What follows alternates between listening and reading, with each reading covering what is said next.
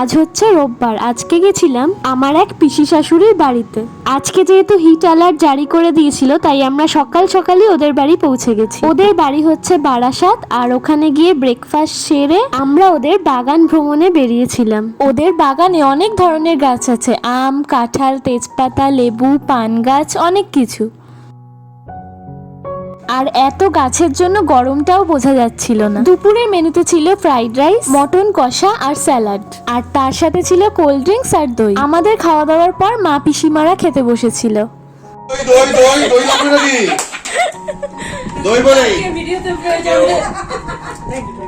এই যে ইনি হচ্ছে ওদের বাড়ির স্পেশাল সদস্য, ওর নাম হচ্ছে নেকো। ও যখন একদম ছোট্ট ছিল ওর মা মারা গেছিল, তাই জন্য ও ছোট্ট থেকে এখানেই রয়েছে। ও কি সুন্দর জামা পরে, তারপর ওদের সাথে একসাথে ঘুমায়। তারপর দুপুরে খাওয়া দাওয়া করে আমরা রেস্ট নিয়ে কিছুক্ষণ, তারপর বিকেলবেলা আমরা বেরিয়ে পড়েছি।